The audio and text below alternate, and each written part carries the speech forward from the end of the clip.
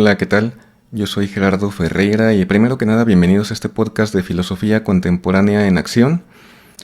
Hoy hablaré acerca de cómo una comprensión sensata acerca del poder puede inducirnos a asumir una actitud creativa en la vida, o una comprensión sesgada ideológica o hasta maliciosamente puede conducirnos a destruir lo que podamos a nuestro paso.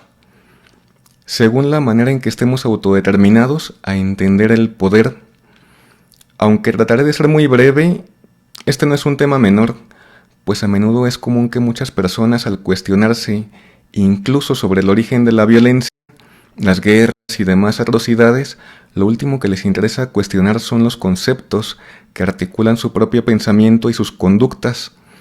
Y junto con eso, tampoco les interesa cuestionar cómo se engendran y se propagan externamente desde su pensamiento esos conceptos de poder, que muchas veces se encuentran alentando y justificando todo tipo de conductas antisociales.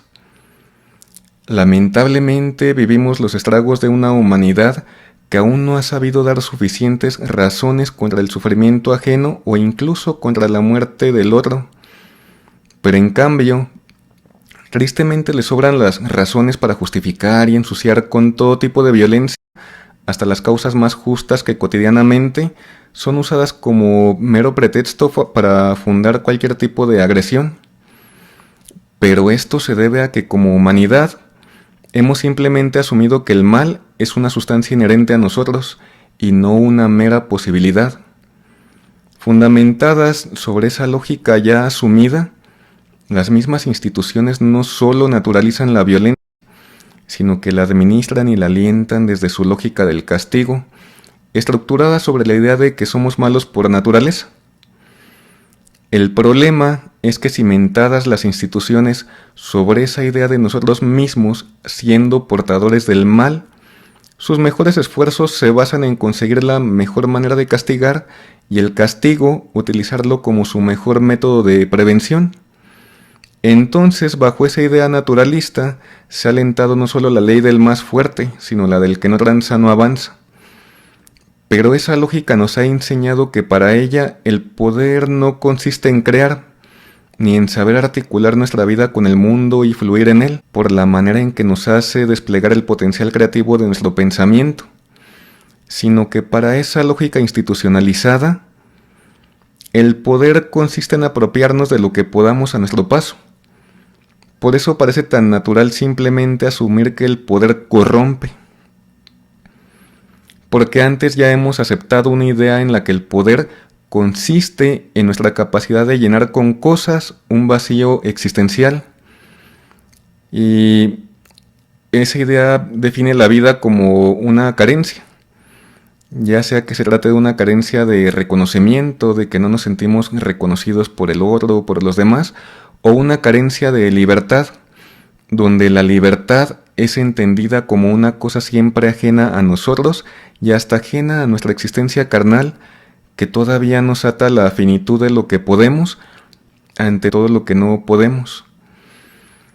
Pero esa es una idea donde el poder se define en relación a nuestra capacidad de poseer cosas externas y por nuestra capacidad de negar al otro. Es a lo que esa lógica institucionalizada nos hace aspirar de una manera hasta destructiva.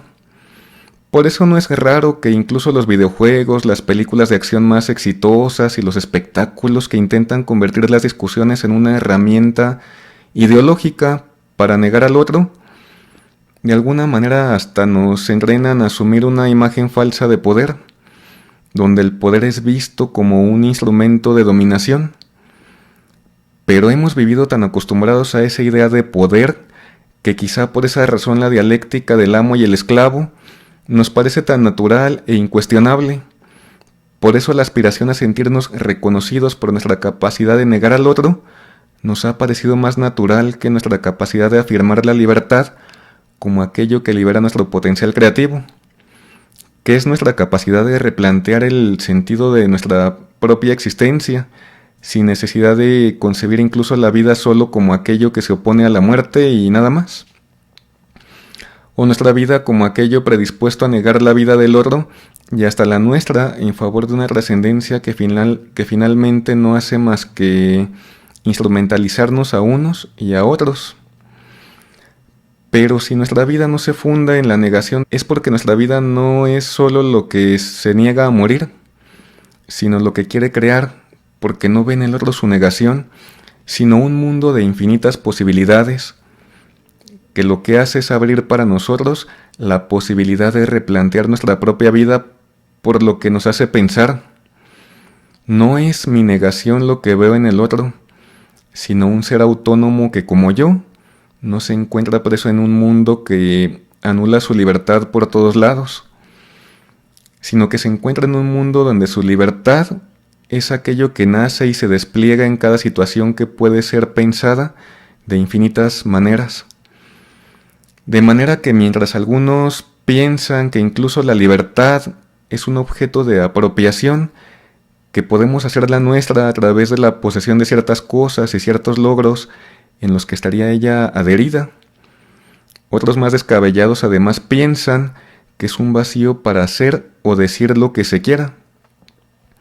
Incluso un permiso para apropiarse injustamente no solo de las cosas de los demás, sino incluso de la vida del otro, considerada ya en un extremo ella y sus pertenencias como un objeto de apropiación que puede ser despojada en favor de quienes encuentran en la existencia meramente material y en los bienes materiales el mérito para lograr sentirse libres por lo que tienen y han logrado, sin importar de qué manera, porque para ellos la libertad no es un punto de partida o una condición existencial para crear y crearnos como sujetos éticos y morales, sino una posesión adherida a las pertenencias materiales y a nuestra capacidad para negar toda verdad ajena.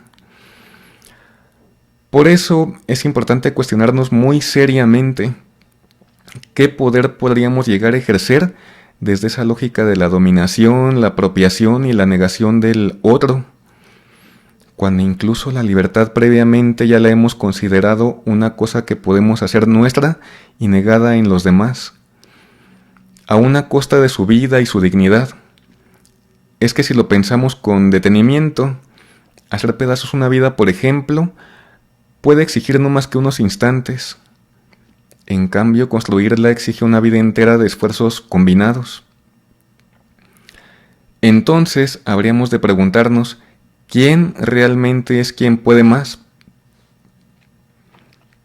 ¿El que simplemente destruye o el que crea? Obviamente es el que crea quien tiene mayor poder, porque ciertamente nuestra vida es tan frágil que por lo mismo necesitamos de un poder inmenso para conservarla y guiarla por buen rumbo. En cambio, para destruirla en ocasiones basta solo con quedarnos de brazos cruzados todo el tiempo y ya está. Lo que sucede es que hemos vivido tan resignados a asumirnos malos y tan acostumbrados a pensar las mejores maneras de castigar y justificar la violencia ensuciando incluso las causas más justas, que poco parece importarnos destinar esfuerzos mínimos a pensar en la mejor manera de vivir entre los demás, con los demás y para los demás, en cómo vivir y en para qué hacerlo. Y de esa manera construir los conceptos que articulan nuestro pensamiento y nuestras conductas de la manera que mejor nos convenga.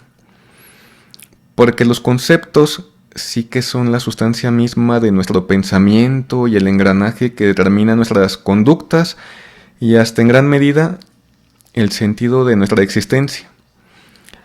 Entonces, nosotros decidimos si nos asumimos determinados por todo lo que nos rodea o si por el contrario nos asumimos determinados por la libertad que se abre para nosotros en cada paso que damos, en cada cosa, cada situación y hasta en cada grano de arena.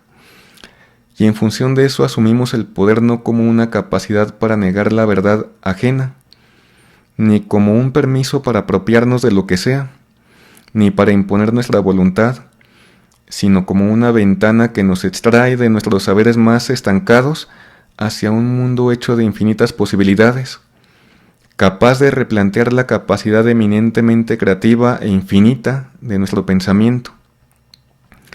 Y entonces, en función de eso, entendemos el poder como nuestra capacidad de ejercer nuestra libertad.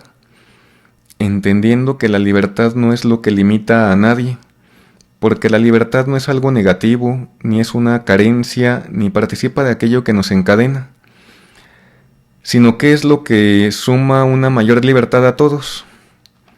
Bueno, hasta aquí el episodio del día de hoy. Nos vemos en la próxima edición.